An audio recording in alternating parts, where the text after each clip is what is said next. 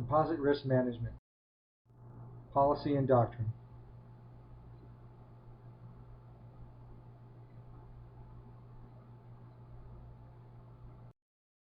Loss is loss, accidental or combat. Either degrades readiness. Note that accidental losses make up a large proportion of the total losses in all major conflicts. Gives a good reason to study combat and accidental losses. Note that this does not include losses between conflicts, which are virtually all due to accidental and other non-combat causes, suicide, criminal, medical.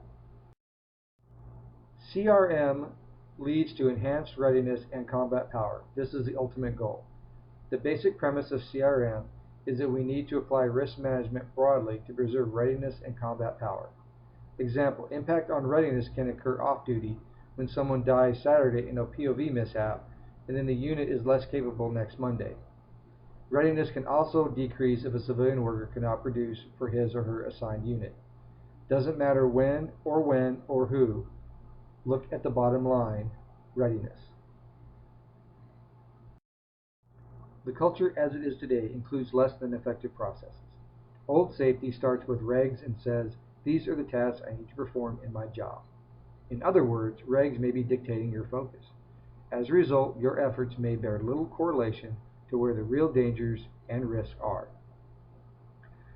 This also leads to a checklisty yes or no type approach and bony-fingered what can't you do cautions and warnings. We currently have a habit of paying attention to the main task, the enemy, or the primary job. Other events tend to be add-ons, afterthoughts, or not even considered. Movement to and from a mission location in one such task that often gets less attention than the mission itself. Another example is a lack of supervisor scrutiny on after-duty hour activities. Compartmentalized means pigeonholed, either or type thinking, rather than looking at the big picture or holistic exposure to the risk. In this culture, the impression is accidents happen.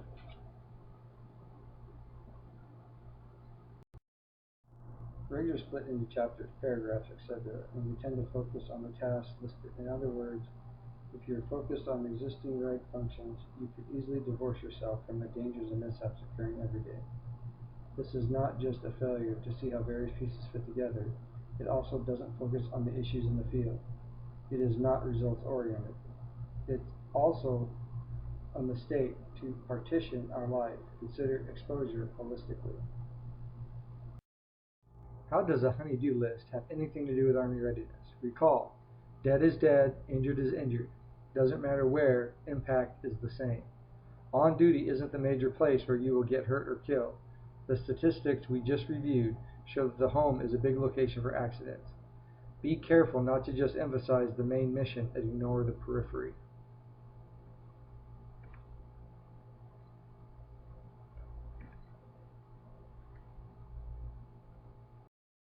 New culture CRM isn't hard to understand, but it is hard to implement and execute.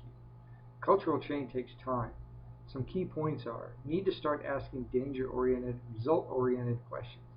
What can hurt or kill us? Need to look at the entire picture of total exposure. Need to understand that this holistic management of risk boosts confidence and creates boldness to act, because you know what hazards are out there and what action to take to mitigate them. It doesn't make you invincible, but it does reduce risk greatly. That's a bottom line orientation. Who is in my unit? What's my capability? What could destroy equipment or personnel? How do I reduce or prevent losses?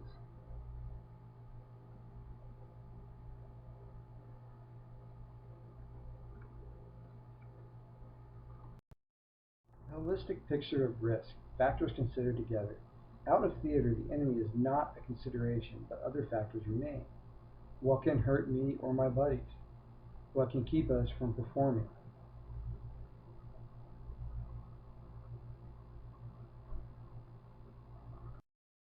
Good or bad performance can be described by a combination of 5 factors.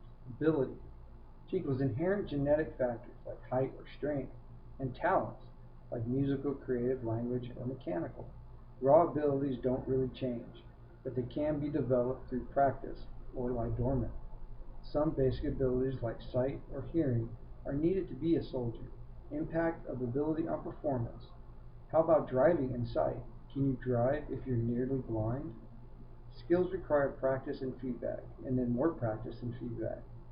Knowledge is what's in your head. It may or may not be used. Motivation, emotion, is the biggest aspect of performance swings. Even with good ability, excellent knowledge, and well-developed skills, if you have no motivation to do something, performance will stink. Example, teenagers cleaning their room. Or how about 1/3 of the Americans who don't wear their seatbelts? Dieting, everyone has ability, skill, and knowledge.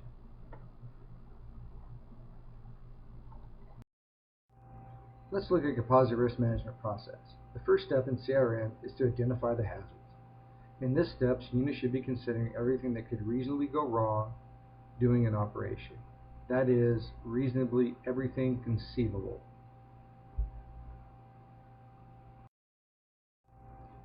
Assess the hazards. This step is more of an art than a science.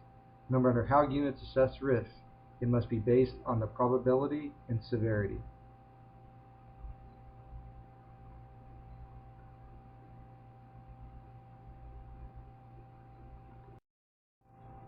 Develop controls and make risk decisions.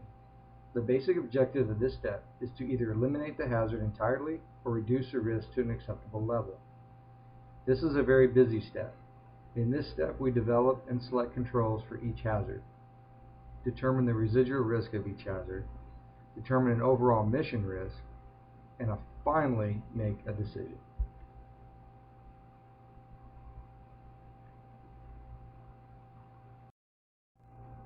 Implement controls. The fourth step in the risk management process is to put the controls in place that eliminate the hazards or reduce their risk to a level we are willing to accept.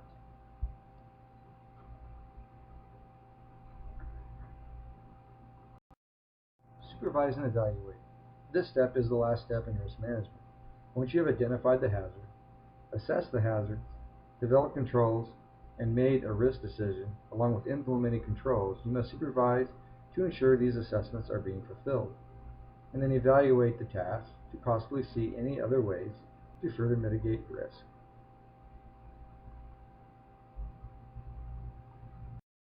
The reg says you have to do this or that, so you do. You can stay busy all day long, all year long, performing regulatory functions and not save any lives or reduce any injuries. Focus on the mission first. Regs are supposed to support the mission. If they don't, do the mission and then rewrite the reg. Psychological tendency to overestimate the probabilities and or severities of things outside your control. We all know that we have a better chance of getting struck by lightning than winning the lottery, yet we are fearful in storms and we keep buying tickets. The converse is that when we perceive we are in control, driving, flying, or any other task, we downplay the probability and severity of something bad happening. Hot dog behaviors are just one example. We are egocentric.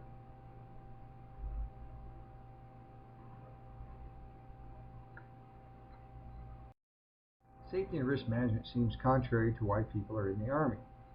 Periphery, loading and unloading, clearing weapons, PT, small convoys, sports and leisure. Much of this stuff is off-duty, where a lot of the injuries and death occurred. But what is the reaction if someone talked to you about what you were doing this weekend and made suggestions on risk management? People these days would be angry. How dare you? We need to get after the doctrine and procedures of CRM, spelling out the changes. Cultural change takes time, consistency. It attacks the hearts and minds of people, not just with new programs, but with a lot of personal, one-on-one type stuff. For people to change, they have to see what's in it for me.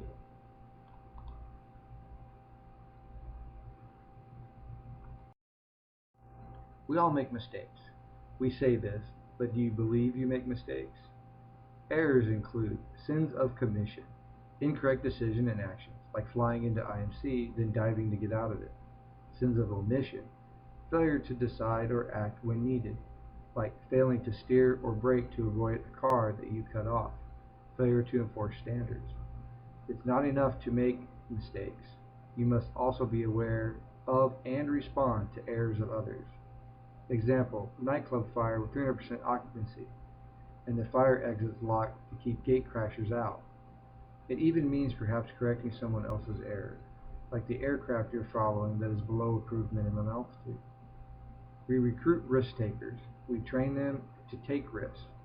CRM says take no unnecessary risk and manage the ones you do take so you have full combat power projected forward. Leadership is key.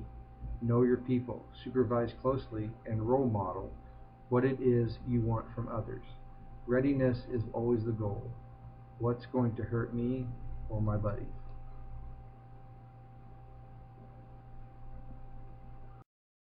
What's the number one hazard you face today? Inattentive driving, either due to fatigue, alcohol, cell phones, or a carload of teenagers yakking.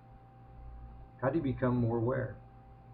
From sharing in meetings, from chain of command, from tapping into the CRC website and reading the safety in magazines, from looking around and thinking, what can hurt me or my buddies? MET-TC is good, but not enough to focus on accidental hazards. Maybe a MET-TCA. Risk assessment worksheets aren't everywhere, but people die everywhere, so some sequences of convoy, loading, travel to FTX itself, a post-exercise party, or a pass. Cumulative. Straw that broke the camel's back. Example, sleep deprivation for 3 nights, 3 to 4 hours short per night of sleep, followed by day 4 of work, then a 100-mile-an-hour drive, and then a 200-mile drive, with 3 hours to go before 06 Monday formation. Also, task saturation. What are some trade-offs? Example, from white paper, convoy route choices versus enemy threat, or enemy versus accidental risk, with an up-armored Humvee driving fast without seatbelts. So synergy. Innocent events when combined produce something more than expected, like vinegar and baking soda. Example, a bunch of low or medium risk may not equate to an overall low or overall medium, like a UH-60 accident.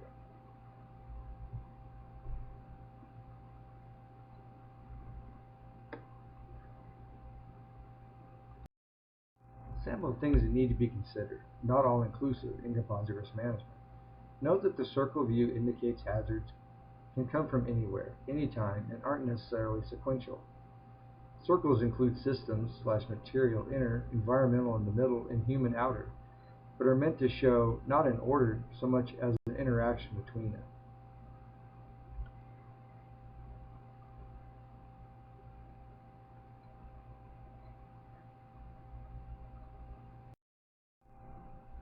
Data collection from headquarters, from peers, from websites, from magazines, from safety centers. Address the losses you or others are experiencing to include injuries and to include off-duty. Know your people well. Use what right looks like.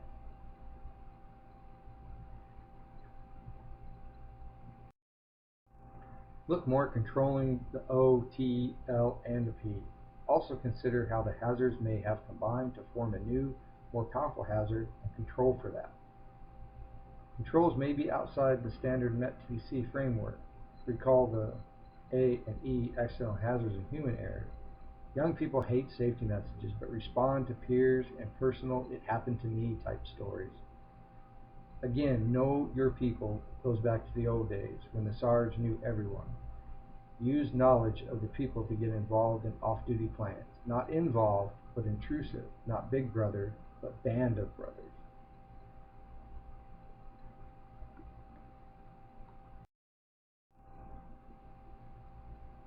Worry about regs and steps and processes, but don't worry as much. Concern yourself more with the readiness and what is the right thing to do.